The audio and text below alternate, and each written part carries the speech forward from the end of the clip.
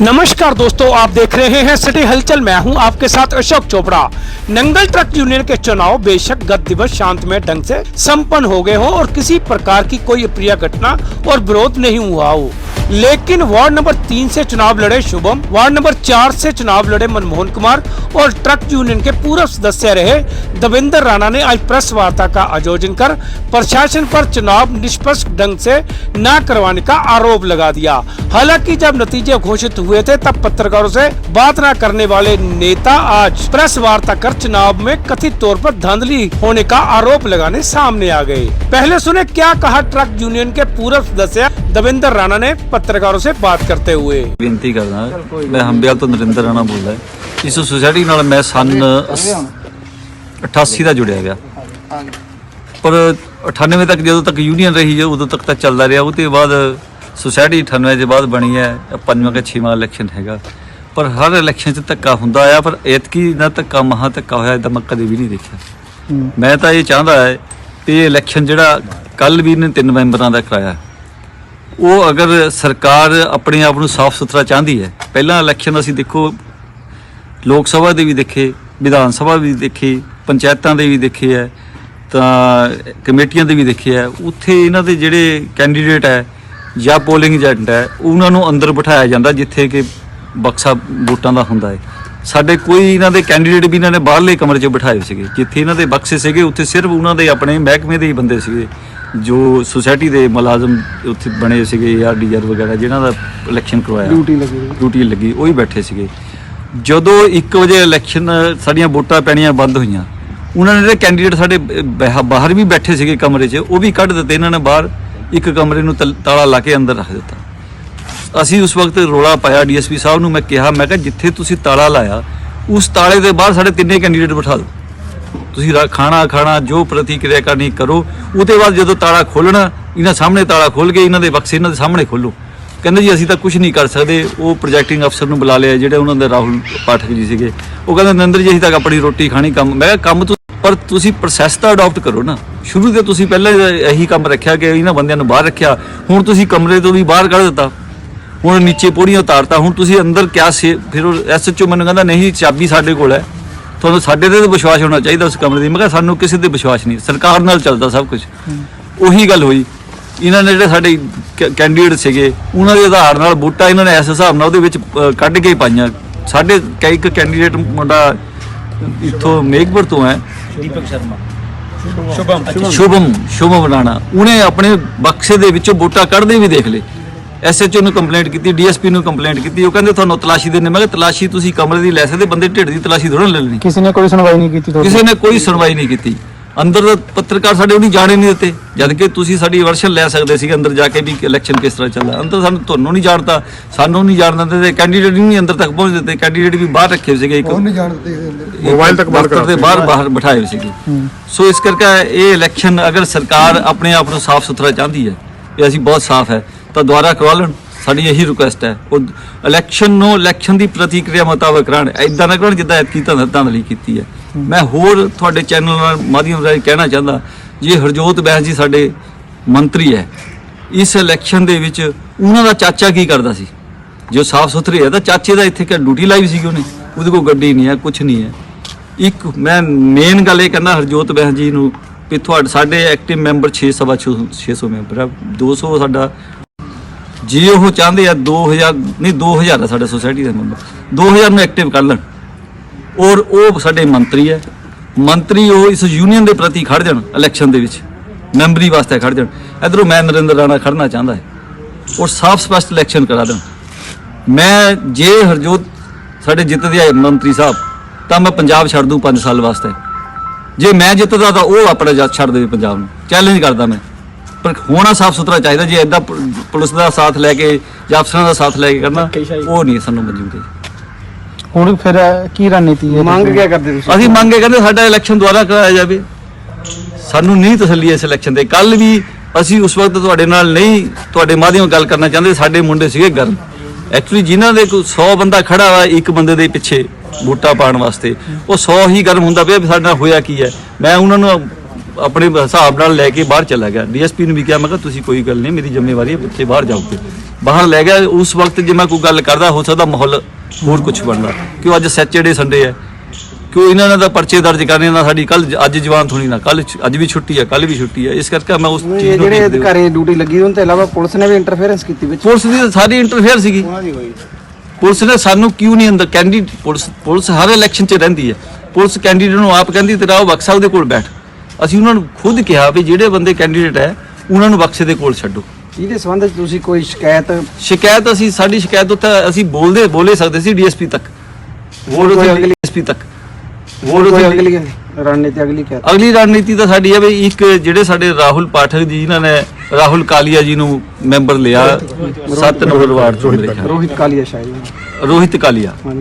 ਰੋਹਿਤ ਕਾਲੀਆ ਉਹ ਬੰਦਾ 2007 ਦੇ ਵਿੱਚ ਸਾਡੀ ਯੂਨੀਅਨ ਚੋਂ ਬਾਹਰ ਸੀਗਾ, ਸੁਸਾਇਟੀ ਚੋਂ ਬਾਹਰ ਸੀਗਾ। ਅੱਜ ਇਹਨਾਂ ਨੇ ਉਹਦੇ ਕਾਗਜ਼ ਜਦੋਂ ਬਣਾਏ ਆ, ਬਿਠਾਇਆ ਵੀ ਸਾਡਾ, ਅਸੀਂ ਉਹਦਾ ਆਬਜੈਕਸ਼ਨ ਲਾਇਆ ਵਾ, ਮੇਰੇ ਕੋਲ ਆਬਜੈਕਸ਼ਨ ਉਹਦਾ ਹੈਗਾ। ਹੁਣ ਮੈਨੂੰ ਜਿਹੜੇ ਸਾਡੇ ਆਪਣੇ ਉੱਥੇ ਇਲੈਕਸ਼ਨ ਕਰਾ ਰਹੇ ਸੀਗੇ ਪਾਠਕ ਸਾਹਿਬ ਮੇਨ, ਉਹਨਾਂ ਨੇ ਮੈਨੂੰ ਕੱਲ ਵੀ ਪੁੱਛਿਆ ਕਿ ਤੁਸੀਂ ਉਹਦੇ ਆਧਾਰ ਤੇ ਕਿਤੇ ਜਾਓਗੇ? ਮੈਂ ਕਿਹਾ ਜਾਵਾਂਗਾ, ਤੁਹਾਡੇ ਬਾਈ ਨੇਮ ਕੋਰਟ 'ਚ ਜਾਊਂਗਾ, ਤੁਸੀਂ ਰਿਸੀਵ ਕਰਕੇ ਦਿੱਤਾ। ਕਹਿੰਦੇ ਜੀ ਉਹਦਾ ਰਿਕਾਰਡ ਮੇਰੇ ਕੋਲ ਆ ਗਿਆ। ਮੈਂ ਕਿਹਾ ਜੀ ਰਿਕਾਰਡ ਤੁਸੀਂ ਬਣਾ ਲਓ, ਆ ਗਿਆ ਹੋਊਗਾ, ਮੈਨੂੰ ਕੋਈ ਮਤਲਬ ਨਹੀਂ ਹੈ। ਤੁਸੀਂ ਰਿਕਾਰਡ ਮੈਨੂੰ ਉਸ ਵਕਤ ਕਿਉਂ ਨਹੀਂ ਫਾਈਲ 'ਚੋਂ ਨਿਕਲਿਆ? ਮੈਂ ਉਹਦੀ ਫਾਈਲ ਉਸੇ ਲਈ ਚੈੱਕ ਕੀਤੀ, ਫਾਈਲ 'ਚ ਕੋਈ ਰਿਕਾਰਡ ਨਹੀਂ ਸੀਗਾ। ਅੱਜ ਉਹ ਬਣਾ ਲੈਣ, ਮੈਂ ਨਹੀਂ ਕੁਝ ਵੀ ਕਹਿ ਸਕਦਾ ਉਹਦੇ ਬਾਰੇ।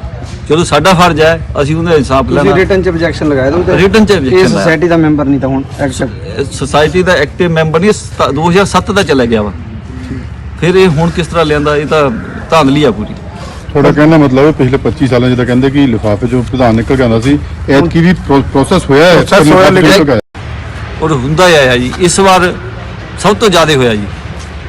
ਮੈਂ ਤਾਂ ਇਹੀ ਕਹਿਣਾ ਚਾਹੁੰਦਾ ਜੀ। ਜਿੰਨੀ ਤੁਹਾਨੂੰ ਆਸ ਸੀਗੀ ਸਰਕਾਰ ਉੱਤੇ, ਖਰੀ ਨਹੀਂ ਉਤਰੀ ਸਰਕਾਰ। ਦੇਖੋ ਜੀ, ਸਾਨੂੰ ਆਸ ਸੀਗੀ, ਅਸੀਂ ਇਸੀ ਕਰਕੇ ਸਾਡੀ ਜਿਹੜੀ ਸੁਸਾਇਟੀ ਹੈ 117 ਪਿੰਡਾਂ ਦੀ ਹੈ, ਅਸੀਂ ਇਸੀ ਕਰਕੇ 117 ਪਿੰਡ ਦੇ ਨਾਲ ਜੁੜੇ ਕਿ ਇਹ ਬੰਦਾ ਸਾਡੇ ਇਸ ਏਰੀਏ ਨੂੰ, ਨੰਗਲ ਦੇ ਏਰੀਏ ਨੂੰ ਆਬਾਦ ਕਰੂਗਾ, ਸਾਡੇ ਰੁਜ਼ਗਾਰ ਨੂੰ ਸੰਭਾਲੂਗਾ, ਸਾਡੇ ਬੱਚਿਆਂ ਨੂੰ ਸੰਭਾਲੂਗਾ। ਪਰ ਉਹ ਜਿਹੜੀ ਸਾਨੂੰ ਉਮੀਦ ਸੀਗੀ ਉਹਦੇ ਤੇ ਇਹਨੇ ਪੂਰਾ ਪਾਣੀ ਫੇਰ ਦਿੱਤਾ। ਕੋਈ ਇਹਨਾਂ ਨੇ ਕੁਝ ਨਹੀਂ ਕੀਤਾ ਹੈ, ਨਾ ਸਾਡੇ ਬੱਚਿਆਂ ਬਾਰੇ ਸੋਚਿਆ, ਨਾ ਸਾਡੇ ਰੁਜ਼ਗਾਰ ਬਾਰੇ ਸੋਚਿਆ। ਉਮੀਦ ਤਾਂ ਸਾਨੂੰ ਸੀਗੀ, ਉਮੀਦ ਕਰਕੇ ਲੈ ਕੇ ਆਏ ਨਾ ਜੀ ਇਹਨੂੰ, ਉਹ ਤਾਂ ਉਹਦੇ ਨਾਲ ਵੀ ਮਾੜਾ ਨਿਕਲਿਆ। ਹੁਣ ਰੋਹਿਤ ਵਾਲੇ ਕੇਸ 'ਚ ਤੁਸੀਂ ਕੋਰਟ 'ਚ ਵੀ ਜਾਓ? ਕੋਰਟ 'ਚ ਜਾਵਾਂਗੇ ਜ਼ਰੂਰ, ਜਿੱਥੇ ਤੱਕ ਸਾਡੀ ਪਹੁੰਚ ਉੱਥੇ ਤੱਕ ਜਾਵਾਂਗੇ। इस मौके पर क्या कहा पत्रकारों से बात करते वार्ड नंबर 3 से चुनाव लड़ हार का सामना करने वाले शुभम ने। मेरा नाम शुभम है, मैं पिंड मेघपुर तो हाँ जी।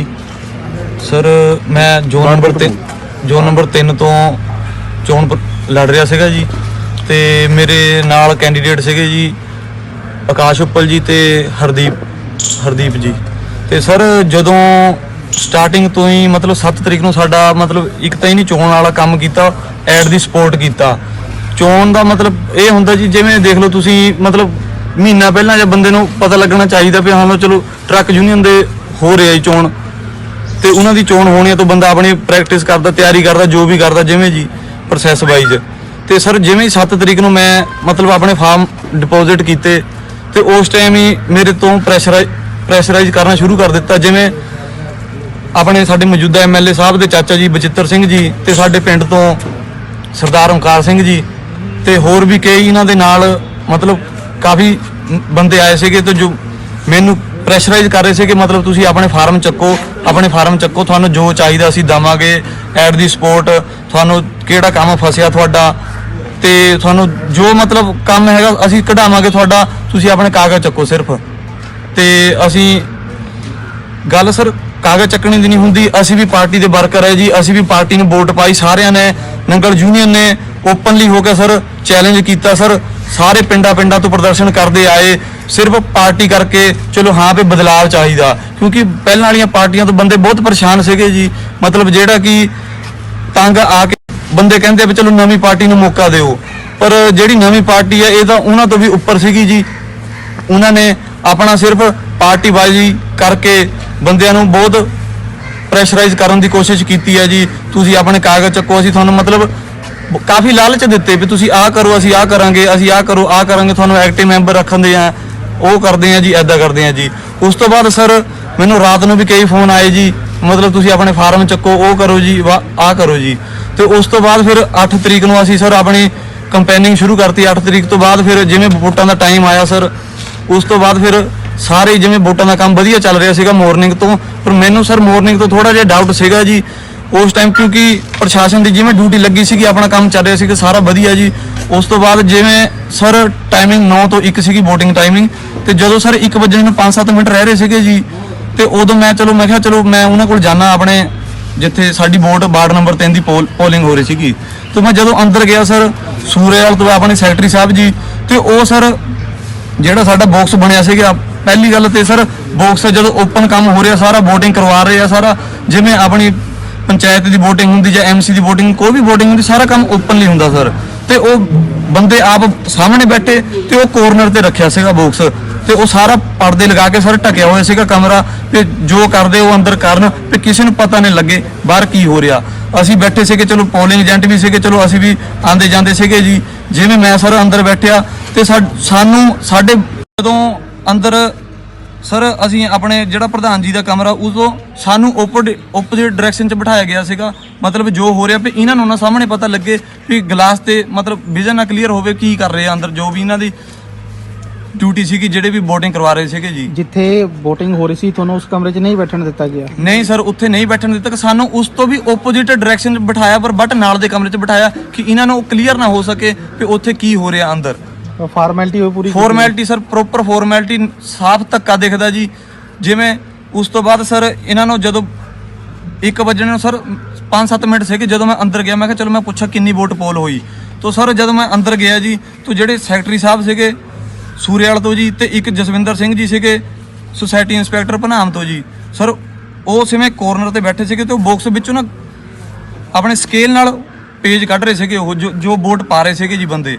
ਉਸ ਤੋਂ ਬਾਅਦ ਸਰ ਮੈਂ ਜਿਵੇਂ ਉਹਨਾਂ ਨੂੰ ਦੇਖਿਆ ਇੰਜ ਕਰਦੇ ਹੋਏ, ਤੇ ਮੈਂ ਫਿਰ ਸਰ ਸੁਸਾਇਟੀ ਇੰਸਪੈਕਟਰ ਜਿਹੜੇ ਇਹਦੇ ਪ੍ਰਧਾਨ ਮਤਲਬ ਮੇਨ ਇੰਚਾਰਜ ਸੀਗੇ, ਤੇ ਨਾਲ AR ਸਾਹਿਬ ਉਹਨਾਂ ਨੂੰ ਕੰਪਲੇਂਟ ਕੀਤੀ, ਤੇ ਮੈਂ ਕਿਹਾ ਜੀ ਇਵੇਂ ਹੋ ਰਿਹਾ ਜੀ ਵੀ ਤੁਸੀਂ ਇਹਨਾਂ ਦੀ ਚੈਕਿੰਗ ਕਰਵਾਓ, ਤੇ ਇਹਨਾਂ ਕੋਲ ਜ਼ਰੂਰ ਫਾਰਮ ਨਿਕਲਣਗੇ ਉਹ ਜਿਹੜੇ ਆਪਣੀ ਵੋਟ ਪੋਲ ਕਰਵਾ ਰਹੇ ਸੀਗੇ ਜੀ। ਤੇ ਸਰ ਉਹ ਕਹਿ ਰਹੇ ਇਵੇਂ ਨਹੀਂ ਕੁਝ ਹੋਊਗਾ ਜੀ, ਇਦਾਂ ਨਹੀਂ ਹੁੰਦਾ ਜੀ, ਤੇ ਅਸੀਂ ਤੁਹਾਡੇ ਨਾਲ ਗਏ, ਤੁਸੀਂ ਘਬਰਾਓ ਨਾ, ਇਦਾਂ ਨਹੀਂ ਹੁੰਦਾ ਜੀ, ਉੱਦਾਂ ਨਹੀਂ ਹੁੰਦਾ ਜੀ। ਉਸ ਤੋਂ ਬਾਅਦ ਸਰ ਮੈਂ ਆਪਣੇ ਮੌਕੇ ਦੇ ਨੀਅਰ ਬਾਏ ਸਰ SHO ਸਾਹਿਬ ਉਹਨਾਂ ਨੂੰ ਵੀ ਕਿਹਾ ਵੀ ਮੈਂ ਕਿਹਾ ਸਰ ਵੀ ਮੈਨੂੰ ਡਾਊਟ ਹੈ ਇਹਨਾਂ ਪਰ, ਇਹਨਾਂ ਦੀ ਚੈਕਿੰਗ ਕਰਵਾਓ ਬੰਦਿਆਂ ਤੋਂ, ਇਹਨਾਂ ਤੋਂ ਜ਼ਰੂਰ ਕੁਝ ਨਿਕਲੂਗਾ। ਮੈਂ ਕਿਹਾ ਅਗਰ ਨਹੀਂ ਨਿਕਲਦਾ ਤਾਂ ਮੈਂ ਆਪਣਾ ਪੌੜੀਆਂ ਥੱਲੇ ਉਤਰ ਜਾਵਾਂਗਾ, ਤੁਸੀਂ ਜਿਹਨੂੰ ਮਰਜ਼ੀ ਕੈਂਡੀਡੇਟ ਨੂੰ ਨਿਯੁਕਤ ਕਰ ਦਿਓ, ਮੈਨੂੰ ਕੋਈ ਆਬਜੈਕਸ਼ਨ ਨਹੀਂ ਇਹਦੇ ਵਿੱਚ ਜੀ। ਪਰ ਉਹਨਾਂ ਨੇ ਵੀ ਮੇਰੀ ਇੱਕ ਨਹੀਂ ਸੁਣੀ। ਉਸ ਤੋਂ ਬਾਅਦ ਫਿਰ ਮੈਂ DSP ਸਾਹਿਬ ਸਤੀਸ਼ ਕੁਮਾਰ ਜੀ ਨੂੰ ਕਿਹਾ ਵੀ ਮੈਂ ਕਿਹਾ ਸਰ ਇਵੇਂ ਹੋ ਰਿਹਾ ਜੀ, ਮਤਲਬ ਇਹਨਾਂ ਦੀ ਚੈਕਿੰਗ ਕਰਵਾਓ। ਉਹ ਕਹ ਰਹੇ ਵੀ ਨਹੀਂ, ਜੋ ਸਾਰਾ ਹੋ ਰਿਹਾ ਪ੍ਰੋਸੈਸ ਵਾਈਜ਼ ਹੋ ਰਿਹਾ, ਤੁਹਾਨੂੰ ਇਹ 'ਚ ਕੋਈ ਆਬਜੈਕਸ਼ਨ ਵਾਲੀ ਗੱਲਬਾਤ ਨਹੀਂ ਹੈਗੀ ਜੀ।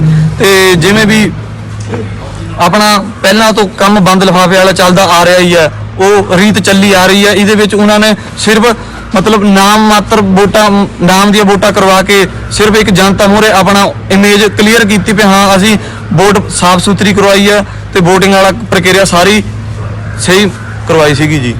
ਜਦੋਂ ਤੁਸੀਂ ਉੱਥੇ ਸੀਗੇ, ਜਦੋਂ ਤੁਸੀਂ ਵਿਰੋਧ ਕੀਤਾ ਤੁਹਾਨੂੰ ਜ਼ਬਰਦਸਤੀ ਬਾਹਰ ਕੱਢਿਆ ਗਿਆ? ਹਾਂਜੀ ਸਰ, ਉਹ ਕਹਿ ਰਹੇ ਵੀ ਤੁਸੀਂ ਬਾਹਰ ਚਲੋ। ਸਰ ਇੱਕ ਗੱਲ ਹੋਰ ਜੀ ਮੈਂ ਦੱਸਣੀ ਚਾਹੁੰਦਾ ਤੁਹਾਡੇ ਮਾਧਿਅਮ ਰਾਹੀਂ, ਜਦੋਂ ਸਰ ਅਸੀਂ ਬਾਹਰ, ਉਹਨਾਂ ਨੇ ਸਾਨੂੰ DSP ਸਾਹਿਬ ਨੇ ਬਾਹਰ ਕੱਢਿਆ ਵੀ ਤੁਸੀਂ ਇੱਥੇ ਸਰ ਖਾਣੇ ਦਾ, ਮੈਂ ਉਹਨਾਂ ਨੂੰ ਇਹ ਵੀ ਰਿਕੁਐਸਟ ਕੀਤੀ, ਮੈਂ ਕਿਹਾ ਸਰ ਅਗਰ ਤੁਸੀਂ ਖਾਣਾ ਹੈ ਜਦ ਮਤਲਬ ਇਹਨਾਂ ਨੇ ਅਫਸਰਾਂ ਨੇ ਜੋ ਵੀ ਕਰਨਾ ਜੀ, ਮੰਨ ਲਓ ਆਪਣਾ ਪੇਪਰ ਵਰਕ ਕਰਨਾ, ਜੋ ਵੀ ਕਾਰਵਾਈ ਪੂਰੀ ਕਰਨੀ ਹੈ ਚਲੋ ਤੁਸੀਂ ਕਰੋ, ਅਸੀਂ ਤੁਹਾਨੂੰ ਡਿਸਟਰਬ ਨਹੀਂ ਕਰਦੇ। ਸਰ ਜਿਹੜਾ ਸਾਡੇ ਆਪਣਾ ਮਤਲਬ ਪ੍ਰਧਾਨ ਜੀ ਦਾ ਕਮਰਾ ਗਾ ਜਿੱਥੇ ਸਾਨੂੰ ਬਿਠਾਇਆ ਸੀਗਾ ਸਾਡੇ ਪੋਲਿੰਗ ਏਜੰਟ ਨੂੰ, ਸਰ ਉੱਥੇ ਤੋਂ ਜਿਹੜੇ ਉਸ ਤੋਂ ਬਾਹਰ ਹਾਲ 'ਚ ਕੈਬਨ ਬਣਿਆ ਸਰ ਕਲਰਕ ਦੇ, ਅਸੀਂ ਕਿਹਾ ਸਾਡਾ ਇੱਕ ਕੈਂਡੀਡੇਟ ਉੱਥੇ ਬਿਠਾ ਦਿਓ, ਸਾਨੂੰ ਵਿਸ਼ਵਾਸ ਹੈ। ਠੀਕ ਹੈ ਜੀ, ਸਾਹਮਣੇ ਕਮਰਾ ਦਿਖ ਰਿਹਾ ਸੀਗਾ ਤਾਲਾ ਲਗਾਏ ਦਾ, ਤੇ ਤਾਲਾ ਲਗਾ ਕੇ ਸਰ ਜਦੋਂ ਮੈਂ ਬਾਅਦ ਵਿੱਚ ਸਾਡੀ ਕਾਊਂਟਿੰਗ ਹੋਈ ਵੋਟਾਂ ਦੀ ਸਰ, ਉਸ ਟਾਈਮ ਗਿਆ, ਤੇ ਜਦੋਂ ਅਸੀਂ ਬਾਹਰ ਆਏ ਸੀਗੇ 1 ਵਜੇ ਉਸ ਟਾਈਮ ਤਾਲਾ ਹੋਰ ਸੀਗਾ ਲੱਗਿਆ ਵਾ, ਜਦੋਂ ਅਸੀਂ ਦੂਸਰੀ ਵਾਰ ਗਏ ਤੇ ਤਾਲਾ ਉੱਥੇ ਚੇਂਜ ਕੀਤਾ ਹੋਇਆ ਸੀਗਾ ਸਰ। मतलब ਜਦੋਂ चुनाव इस मौके पर क्या कहा वार्ड नंबर 4 से चुनाव लड़ हार का मुंह देखने वाले मनमोहन कुमार ने, क्या कहा ये भी सुने। मनमोहन कुमार वार्ड नंबर 4 चो इलेक्शन लड़िया और सवेरे 9 बजे तो लैके 1 बजे तक इलेक्शन बिल्कुल सही चल रहा था, पूरी पोलिंग सही हुई। पर लेकिन दोपहर को 1 बजे तो लैके सवा 2 बजे तक सानू साडे डब्बियां कोल नहीं बैठण दिता, सानू उत्थों बाहर कढ़िया गया। ना मैनू बैठण दिता, ना मेरा जिहड़ा अंदर गया सीगा पोलिंग एजेंट ਉਹਨੂੰ ਵੀ ਨਹੀਂ ਬੈਠਣ ਦਿੱਤਾ। ਅਸੀਂ ਉਹਨੂੰ ਜਦ ਅੰਦਰ ਬੜੇ ਤਾਂ ਡੱਬੇ ਜਾਂ 3 ਜਗ੍ਹਾ ਡੱਬੇ ਇੱਕ ਜਗ੍ਹਾ ਕਮਰੇ 'ਚ ਬੰਦ ਕੀਤੇ, ਤਾਂ ਉਹਨਾਂ ਨੂੰ ਕਿਹਾ ਵੀ ਇਹਨੂੰ ਕਮਰੇ ਨੂੰ ਜਿੰਦਾ ਲਾਓ ਔਰ ਇਹਨੂੰ ਸੀਲ ਕਰੋ, ਲੇਕਿਨ ਉਹਨੇ ਸਾਡੀ ਇੱਕ ਨਹੀਂ ਸੁਣੀ। ਉਹਨੇ ਸਿਰਫ ਕਮਰੇ ਜਿੰਦਾ ਲਾ ਕੇ ਚਾਬੀ SHO ਕੋ ਫੜਾਤੀ, ਸਾਨੂੰ ਸਾਰਿਆਂ ਨੂੰ ਬਾਹਰ ਕੱਢਤਾ। ਉਹਦੇ ਬਾਅਦ ਅੰਦਰ ਕੀ ਹੋਇਆ, ਬਾਕੀ ਸਾਰਾ ਸਟਾਫ ਵੀ ਸਾਰਾ ਬਾਹਰ ਕਰਦਾ ਸੀ, 3-4 ਬੰਦੇ ਅੰਦਰ ਸੀਗੇ ਉਹਨਾਂ ਦੇ ਆਪਣੇ ਜਿਹੜੇ ਅਫਸਰ ਬੈਠੇ ਸੀਗੇ, ਉਹਨਾਂ ਨੇ ਕਿਹਾ ਉਹ ਅੰਦਰ ਹੀ ਰਹੇ, ਉਹ ਅੰਦਰ ਬੈਠੇ ਰਹੇ। ਉਹਦੇ ਬਾਅਦ 2:15 ਵਜੇ ਉਹਨੇ ਆਪਣਾ ਜੋ ਵੀ ਕਾਰਵਾਈ ਕਰਨੀ ਖੋਲ੍ਹਿਆ, ਆਪਣਾ ਰਿਜ਼ਲਟ ਸੁਣਾਏ। ਸਾਡੇ ਬਿਲਕੁਲ ਸਾਨੂੰ ਪੂਰਾ ਭਰੋਸਾ ਦਾ ਵੀ ਅਸੀਂ ਆਪਣੀ ਸ਼ੀਟ ਪੂਰੀ ਕੌਨਫੀਡੈਂਸ ਨਾਲ ਕੱਢੀ ਸੀ, ਔਰ ਸਾਨੂੰ ਮਤਲਬ ਐਂ ਕੱਢ ਕੇ ਬਾਹਰ ਸੁੱਟਿਆ ਵੀ ਜਿੱਦਾਂ ਆਪਾਂ ਇਸ ਇਲਾਕੇ ਦੀ ਨਹੀਂ ਹੈਗੀ। ਅਸੀਂ ਖੁਦ ਆਪ ਵਾਲਿਆਂ ਨਾਲ ਸਪੋਰਟ ਕਰਦੇ ਰਹੇ, ਆਪ ਦੇ ਆਪਣੇ ਪਿੰਡ ਦੇ ਵਿੱਚ ਵੀ ਆਪਣੇ ਇਲਾਕੇ ਦੇ ਵਿੱਚ ਵੀ ਅਸੀਂ ਆਪ ਦੇ ਸਪੋਰਟਰ ਰਹੇ, ਆਪ ਦੇ ਨਾਲ ਹੀ ਖੜੇ ਰਹੇ, ਪਰ ਫਿਰ ਵੀ ਸਾਨੂੰ ਆਪ ਦੀ ਸਰਕਾਰ ਵੱਲੋਂ ਹੀ ਸਾਨੂੰ ਧੱਕਾ ਮਿਲ ਗਿਆ। ਕਿਹੜਾ ਪਿੰਡ ਹੈ ਤੁਹਾਡਾ? ਸਾਡਾ ਪਿੰਡ ਦਰੋਲੀ, ਹੇਠਲੀ ਦਰੋਲੀ ਤੋਂ ਹੈ। 1300 ਵੋਟ ਖੁਦ ਆਪ ਅਸੀਂ ਇਹਨਾਂ ਨੂੰ ਪਵਾਈ, ਆਪ ਉੱਥੇ ਇਹਨਾਂ ਨੂੰ ਪੋਲਿੰਗ ਕਰਵਾਈ। 1100 ਵੋਟ ਇਹਨਾਂ ਨੂੰ ਆਪ ਪਵਾਈ, ਆਪ ਖੜ ਕੇ ਕੋਲ ਵੋਟ ਇਹਨਾਂ ਨੂੰ ਵੋਟਾਂ ਪਾਈਆਂ। ਲੇਕਿਨ ਉਹ ਉਹਨਾਂ ਵੋਟਾਂ ਦਾ ਸਾਨੂੰ ਇਹ ਨਤੀਜਾ ਮਿਲਿਆ ਵੀ ਸਾਨੂੰ ਨਹੀਂ ਆਪਣਾ ਨਹੀਂ ਸਮਝਿਆ। ਇਹ ਨਹੀਂ ਸਿਰਫ ਰੋਹਿਤ ਕਾਲੀ ਨੂੰ ਜਾਂ ਉਹਨਾਂ ਨੂੰ ਹੀ ਆਪਣੇ ਸਮਝਿਆ, ਕਿਸੇ ਨੂੰ ਆਪਣੇ ਸਮਝਿਆ ਨਹੀਂ, ਉਹਨਾਂ ਦੀ ਹੀ ਮਦਦ ਕੀਤੀ। ਪਿਛਲੀ ਸਰਕਾਰਾਂ ਨਾਲੇ ਹੁਣ ਦੀ ਸਰਕਾਰ 'ਚ ਕੀ ਫਰਕ ਲੱਗਿਆ ਤੁਹਾਨੂੰ? ਸਰ ਫਰਕ ਤਾਂ ਜ਼ਮੀਨ ਅਸਮਾਨ ਦਾ ਹੀ ਹੈ, ਤੇ ਉਹ ਕਿਤੇ ਹੈ ਕਿਤੇ ਹੈ, ਕੁਝ ਨਹੀਂ ਫਰਕ ਹੈ। ਧੱਕਾ ਜਿਹੜਾ ਅੱਜ ਕੱਲ ਸਾਡੇ ਨਾਲ ਹੋਇਆ, ਉਹ ਇਦਾਂ ਧੱਕਾ ਸਾਡਾ ਕਦੇ ਨਹੀਂ ਹੋਇਆ। ਕਦੇ ਤੁਸੀਂ ਦੇਖਿਆ ਵੀ ਜਦੋਂ ਚੋਣ ਹੁੰਦੇ ਆ ਤਾਂ ਪੋਲਿੰਗ ਏਜੰਟ ਹੈ ਉਹਨੂੰ ਬਾਹਰ ਰੱਖਿਆ ਸਰ ਜਾਂਦਾ? ਕਦੇ ਵੀ ਨਹੀਂ, 49 ਸਾਲ ਦੀ ਉਮਰ ਹੋ ਗਈ, ਆਪਾਂ ਕਦੇ ਇਦਾਂ ਦਾ ਸਿਸਟਮ ਹੀ ਨਹੀਂ ਦੇਖਿਆ ਵੀ ਖੁਦ ਜਿਹੜਾ ਕੈਂਡੀਡੇਟ ਆ ਉਹਦੇ ਜਿਹੜੇ ਡੱਬੇ ਆ, ਵੋਟਾਂ ਦੇ ਡੱਬੇ ਆ, ਉਹਨਾਂ ਤੋਂ ਕੈਂਡੀਡੇਟ ਨੂੰ ਪਰੇ ਕਰਤਾ, ਉਹ ਸਾਡਾ ਡੱਬਾ ਸੁਣਨਾ ਛੱਡਤਾ। ਫਿਰ ਮੇਨ ਟਾਈਮ ਜਦੋਂ ਗੜਬੜ ਹੋਈ ਹੈ ਕਿੰਨੇ ਤੋਂ ਕਿੰਨੇ ਇਹ ਟਾਈਮ? 1 ਤੋਂ ਲੈ ਕੇ 2:15 ਵਜੇ ਤੱਕ ਦਾ ਟਾਈਮ ਸੀਗਾ ਜਿਹੜਾ ਗੜਬੜ ਹੋਈ ਹੈ। ਹੁਣ ਕੀ ਕਰੋਗੇ ਜੀ ਅੱਗੇ ਤੁਸੀਂ? ਹੁਣ ਜੋ ਮਤਲਬ ਪਹਿਲਾਂ ਦੱਸਿਆ ਸਾਡੇ ਰਾਣਾ ਜੀ ਨੇ, ਉਸ ਸੁਧਾਰਨ ਚੱਲਾਂਗੇ ਆਪਾਂ। सिटी हलचल के लिए नंगल से करण चोपड़ा की रिपोर्ट।